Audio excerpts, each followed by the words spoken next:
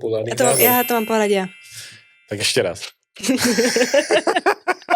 Dobrý deň. Vítajte. Dneska sa budeme rozprávať o nepopulárnych názoroch. Rovno poďme na to. Let's go. Ja si myslím, že existuje len muž a žena, to znamená dve pohlavia. Videla som iba muža a ženu, v tom prípade ma nikto nepresvedčí o ničom inom. Ja som prednedávnom pozeral jedno video, kde Duklok a PPP Peter toto rozoberali a tam som zistil vlastne, že my ako Slováci sme k tomu aj vedení. My nemáme dve pohlavia, ale my máme tri. Vysvetlím. Ten muž, tá žena, pozor, to dievča. To znamená, že my Slováci sme fakt vážne popredu. A tým pádom nerozumiem tomu, ako to doteraz nikto nevedel ako keby pochopiť. Že prečo stále všetci rozprávajú o tom, že bude 750 000 pohlaví, alebo iba dve.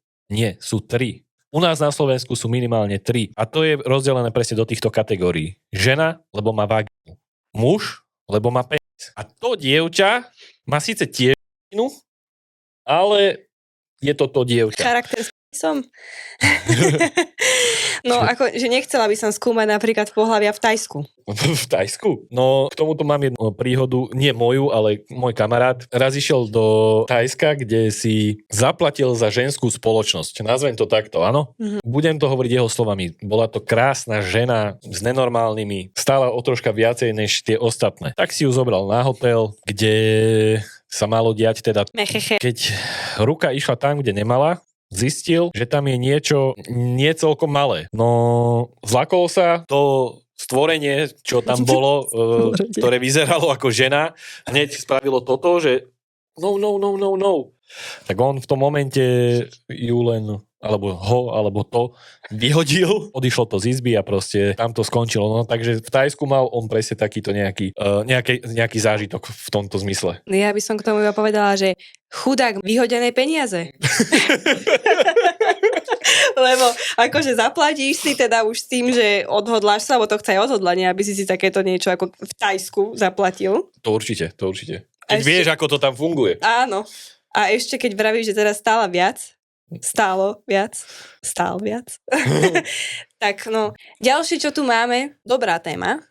Bez školy nebudeš úspešný. Čo si o tom myslíš ty? Je to síce pravda, že na to, aby si bol úspešný, nepotrebuješ školu, ale to neznamená, že si máš brať príklad z 10% ľudí, ktorí to dokázali. Čiže to, že vidíš na TikToku, alebo na Instagrame, alebo na iných sociálnych sieťach to, že niekto to dokázal aj bez školy, je síce pekné, ale nemusí to byť tvoj prípad. Pretože poznám takých ľudí a ja sa s tým v podstate aj stotožňujem, že nepotrebuješ školu na to, aby si bol úspešný, aj keď nehovorím, že škola nie je dôležitá, ale je to výsledok odriekania, driny a nejakého toho šťastia, aby sa ti to podarilo. Takže ak máš už ako keby nejaký cieľ a vieš, že môžeš zarábať aj bez školy, tak OK, ale škola je dôležitá, musíš mať minimálne 10-ročnú školskú povinnú.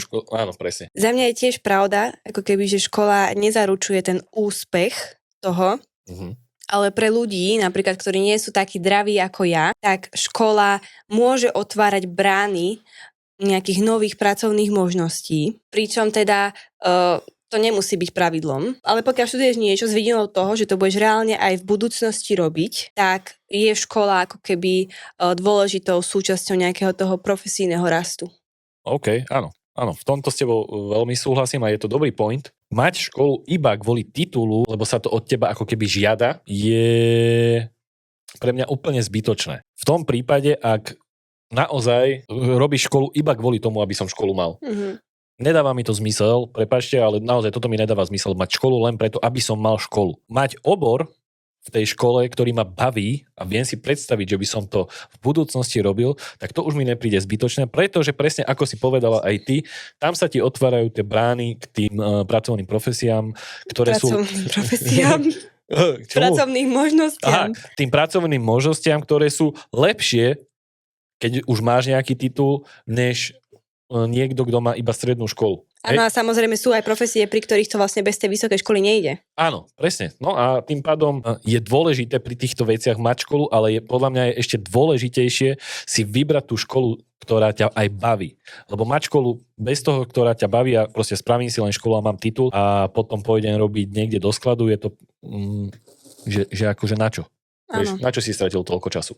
No, akože k tomuto ja sa viem veľmi vyjadriť, podľa mňa.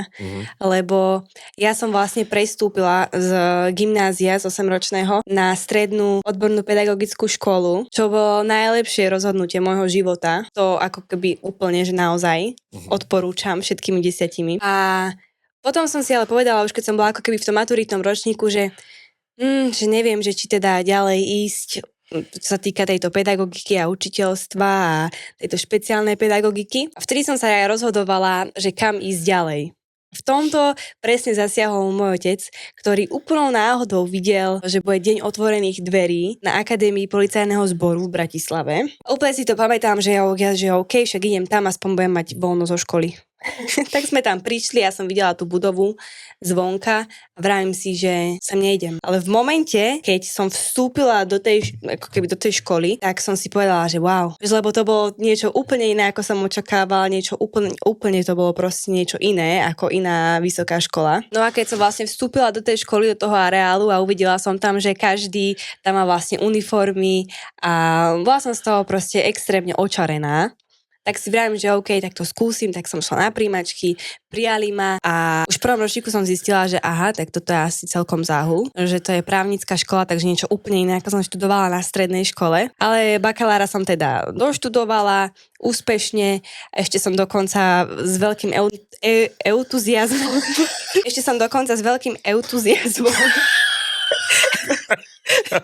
Dobre, počkaj. Ešte som ale no tak. Ešte som dokonca s veľkým nadšením.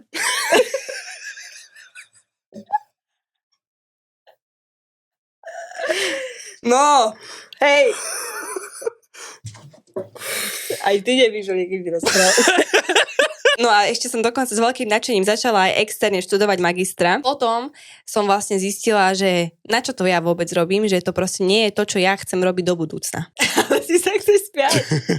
Vtedy som si povedala, že stačí a pracovala som už v tom čase, keď som chodila na akadémiu na základnej špeciálnej škole, to znamená, že to, čo som študovala na strednej škole. Áno. A brutálne som sa v tom videla. Proste to je ten pocit toho, že tu mám byť a preto to som sa narodila a proste toto mám robiť, lebo to proste viem robiť. Tak som si dala potom rok pauzu, som nad tým všetkým premýšľala a potom, neviem, či si pamätáš, som prišla za tebou, že chcem ísť na výšku. Čiže čo? Na ďalšiu. A vtedy som si vlastne dala prihlášku na špeciálnu pedagogiku, kde teraz vlastne už mám bakalársky ročník a je to úplne super a na jednej strane ľutujem to, že som stratila toľko rokov tým, čo ja som presvedčená o tom, že to nebudem nikdy robiť. Ale na druhej strane je to ako keby super, že som si to vyskúšala, že viem, ako to tam funguje a viem už teraz s určitosťou povedať, že čo chcem v živote robiť. Hej, však akože podľa mňa to bolo dobre minimálne v tom, že si uvedomila to na tej škole, že toto nechcem robiť a toto chcem. Áno. Toto je to, čo teba baví. Takže áno, a to je presne to, čo som hovoril. Nemám nikde sopel. Nie. Takže ďalej, čo tu máme je, že všetko na internete je pravda, pričom ja si to teda absolútne nemyslím.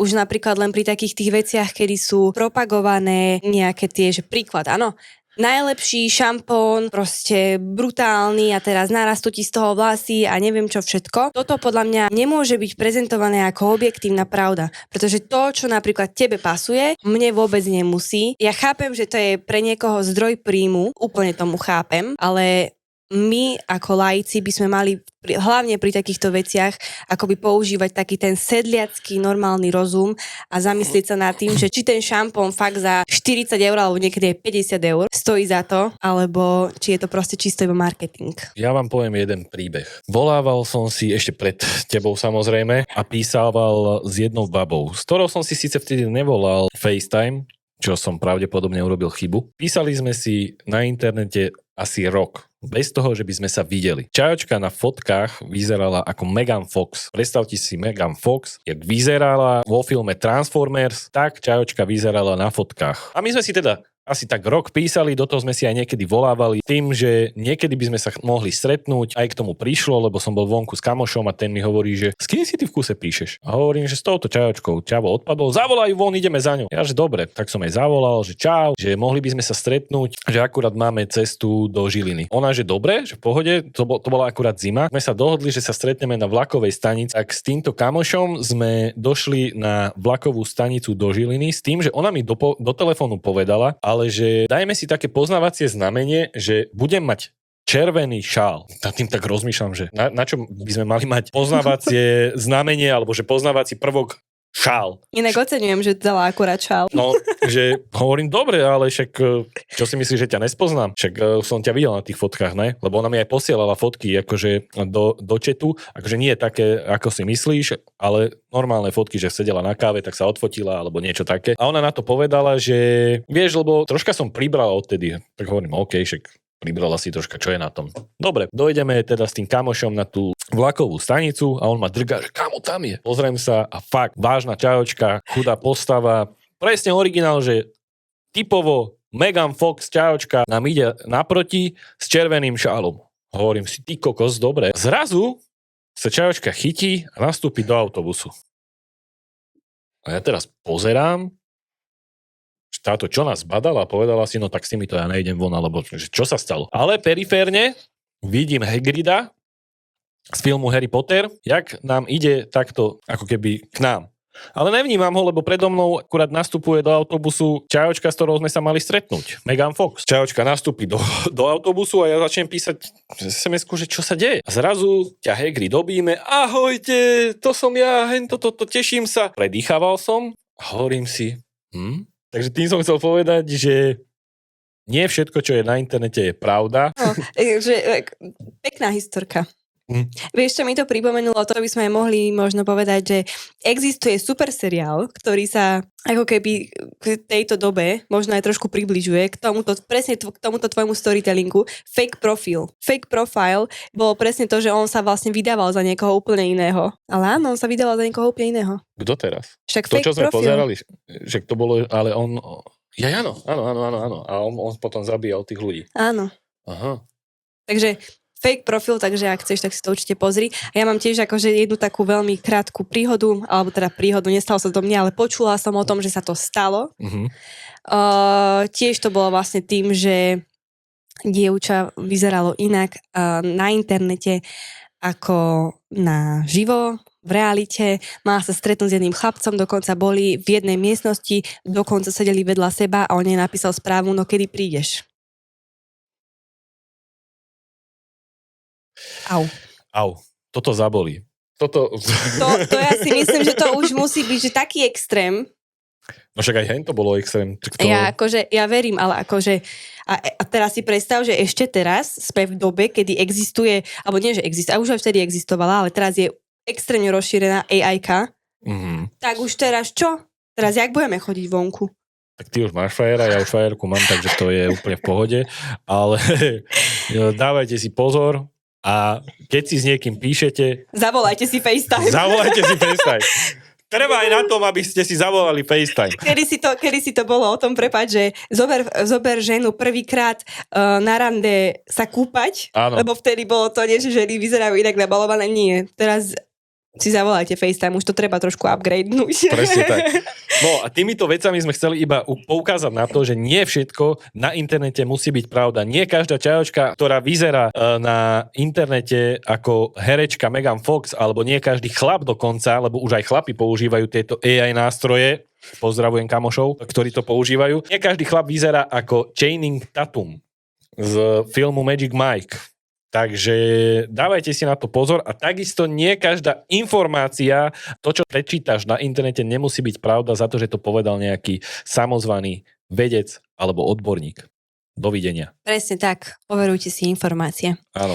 Ďalšie, čo tu máme, že chlap si môže lakovať nechty. No, prosím vás, akože môže, ale prečo by to robil? To je moja otázka, že prečo by to robil. Ja akože chápem, že je na mne určite podpísaná nejaká tá stará generácia, aj keď ako keby ja som neradím sa úplne do tej starej generácie, ale ja som proste zástancom toho, že chlap má byť chlap. A že neviem sa ja úplne v týchto veciach prispôsobiť dobe a brať to ako keby, že to je OK, lebo pre mňa ako keby chlap, ktorý má nalakované nechty, je absolútne asexuálny. Ak sa bavíme teda o normálne orientovanom chlapovi.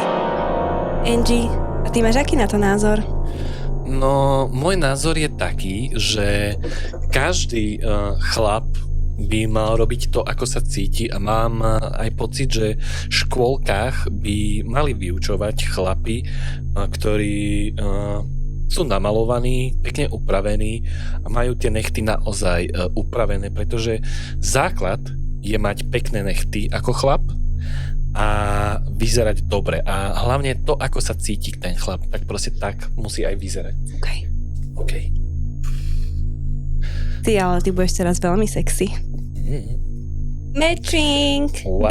Besties! No a k tomu by som chcela ešte vlastne povedať, že za mňa akože chlap s nalakovanými nechtami je veľmi sexy a teda tancovať v podpätkoch a tieto veci je pre mňa veľmi, veľmi dôležité, aby sa toto vyučovalo aj v školách, aby to bolo proste prezentované tak, že vlastne byť chlapom neznamená byť maskulídny chlap, ale byť taký chlap, akým sa cítiš, Zlatko. Samozrejme si robím srandu, hej? Každý nech robí, čo ho baví. Ženy sa musia navzájom podporovať, treba sa podporovať. Presne takto by to malo byť. Ale, bohužiaľ, najväčším hejterom žien sú práve ženy. Není sú to všetky ženy, samozrejme, ako keby... ako keby nemôžem každého dávať do jedného vreca, ale ženy vedia byť extrémne nepríjemné a extrémne pomstichtivé, ale na oko milučké, lebo však to je sympatické, že si milučka na oko. Rozprávajú o tom, že všetky ženy sú krásne a že by sme sa mali podporovať a girl power a tieto veci a hneď pri prvej príležitosti ťa začnú ohovárať a začnú ti ako keby hádzať polena pod nohy a toto je akoby pre mňa absolútne nesympatické. Treba sa podporovať. Hlásajú. Ženy, držme spolu. Muži, držme spolu. A bolo by to krásne, keby to takto funguje, že naozaj všetci spolu držíme. Ale bohužiaľ, máš pravdu, je to tak. Žena ženu nepodporí, na druhej strane ju krásne ohovorí. Takisto je to aj u mužov, aj keď nie až takom meritku, lebo muži si to, už keď majú nejaký problém, tak si ho povedia do huby. Čo je zase na druhej strane asi tá lepšia možnosť. Ale ja si osobne myslím, že ak je niekto spokojný so svojím životom, spokojný sám so sebou a je vyrovnaný, tak nemá túto potrebu riešiť druhých, ohovárať ich za chrbtom, robiť si zlé, presne. Ale naopak, ten, kto je vyrovnaný a väčšinou sú to tí naozaj úspešní, ale nebavíme sa o úspešných, ktorí sú vidieť, ale bavíme sa o úspešných ako balíček.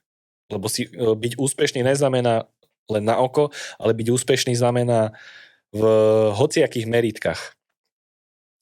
Si úspešný v tom, že máš dobrú rodinu, si úspešný v tom, že máš dobrú kariéru, proste vyrovnaný človek ťa podporí, vyrovnaný človek ťa pochváli a ja napríklad sa držím jedného takého mota, ktoré mám už veľmi dlhé roky.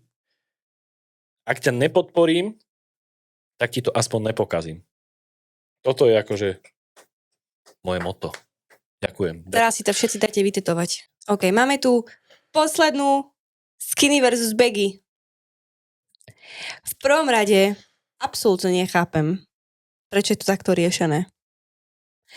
Chápem, ak má niekto názor ten, že skinny jeans sú no-go v tejto dobe, ale to sa ako keby potom znova bije s názorom, že nech si každý robí, čo chce, nech si každý nosí, čo chce. A hneď potom, ako niekto povie ako keby tento názor, tak okomentujú to, ale ona mala skinny jeans. A to je hrozné. Normálne mi toto nejde, mi to do hlavy. Viem si predstaviť babu, ktorá brutálne teraz nadáva na tieto skinny jeans a vraví, že tak toto by som si ja na seba nikdy nedala, ale ak by možno jej obľúbená influencerka alebo hoci kto iný v jej živote za 2 roky prišiel s tým, že toto je teraz brutálne trendy, tak vyhodí všetky bagy a bude nosiť iba skinny. O čom to je? Veľká pravda! Bravo! Ak si ten typ chlapa, ktorý musí byť vždy uhladený, ak si ten typ chlapa, ktorý musí mať proste úzke rifle, aby mu z nich vytekal tuk, aby potom vyzeral ako Michelinový panáčik. Ak máš rád adrenalín a máš rád byť v strese z toho, že keď si sadneš, tak sa ti roztrhajú na zadku rifle a že ti vybehne tvoj kakaový venček, tak v tom prípade si ten typ, ktorý rád nosí skinny jeans. A podporujem ťa v tom. Na druhej strane, ak si ten typ chlapa, vešiak systém,